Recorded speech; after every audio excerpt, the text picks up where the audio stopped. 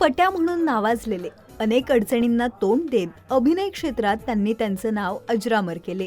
आज आपण अशाच एका अभिनेत्याचा प्रवास जाणून घेणार आहोत आजच्या आपल्या प्रवास कलाकारांचा या भागात. सिनेसृष्टीत पट्या या नावाने प्रसिद्ध असणारे अभिनेते म्हणजे प्रदीप पटवर्धन. यांचा जन्म मुंबई येथे झाला. त्यांचं मूळ गाव हे आंजर्ले आहे.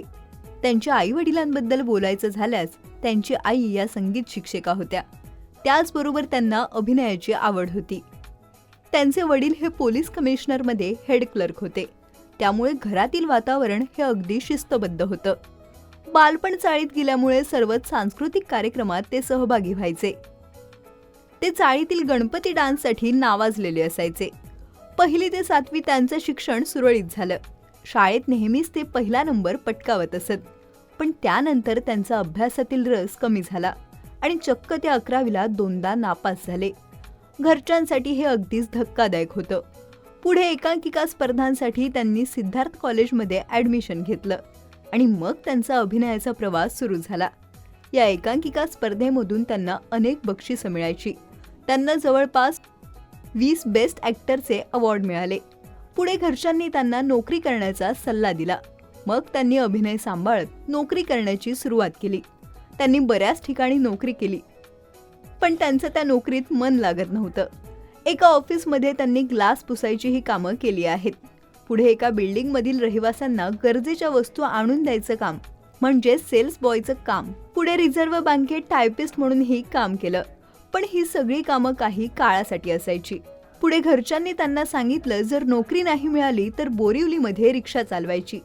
हळूहळू त्यांना नोकरी खूप महत्त्वाची आहे या गोष्टीची जाणीव होऊ लागली. पण अभिनयाचं वेड काही त्यांना शांत बसून देत नव्हतं आणि शेवटी त्यांना बँक ऑफ इंडियामध्ये नोकरी लागली. महत्त्वाची गोष्ट म्हणजे त्या बँकेत कलाकारांसाठी वेगळी मोकळीक मिळायची. अनेक एकांकिका, नाट्य स्पर्धांमध्ये भाग घेण्याची संधी बँकेतील कर्मचाऱ्यांना मिळायची. या बऱ्याच अडचणींना तोंड दिल्यानंतर खऱ्या अर्थाने त्यांचा अभिनयाचा प्रवास सुरू झाला.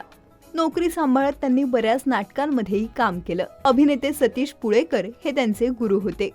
हळूहळू त्यांना त्यांच्या कामामुळे प्रसिद्धी मिळत होती. प्रसिद्धी मिळूनही त्यांना कुठेही जायचं असेल तरीही ते बस आणि ट्रेननेच प्रवास करायचे. अनेकदा त्यांचे चाहते त्यांना विचारायचे, तुम्ही ट्रेनने का प्रवास करत आहात? यावर त्यांचं म्हणणं होतं की या प्रवासामध्ये त्यांना वेगवेगळ्या माणसांचं अनुकरण करायला मिळायचं. त्यामुळे अभिनय करताना कोणतीही भूमिका ते सहज साकारायचे. प्रदीप पटवर्धन यांचे अनेक सिनेमे गाजले. मी शिवाजीराजे भोसले बोलतोय, लावू का लात, भुताळलेला, नवरा माझा भवरा, डोम, जमलं हो जमलं, नवरा माझा नवसाचा या सिनेमांनी तर लोकप्रियतेचं शिखर गाठलं. मोरूची मावशी या नाटकाला तर नाट्यरसिकांनी डोक्यावर उचलून धरलं. तर कॉमेडी एक्सप्रेसमधून त्यांनी अवघ्या महाराष्ट्राला खळखळून हसवलं. त्यांना अखिल भारतीय नाट्य परिषदेचा पुरस्कारही मिळाला होता. अखेर कमी वयातच या अभिनेत्याने जगाचा निरोप घेतला. प्रदीप यांना हृदयविकाराचा झटका आल्याने त्यांचा मृत्यू झाला. मराठी चित्रपटसृष्टीने एका चमकत्या ताऱ्याला गमावलं. प्रदीप पटवर्धन यांच्या कार्याला इट्स मज्जाकडून सलाम. मराठी चित्रपटसृष्टीतील लेटेस्ट अपडेट्स आणि गॉसिपसाठी आमच्या चॅनेलला सबस्क्राईब करा आणि बेल ऐकन दाबायला विसरू नका.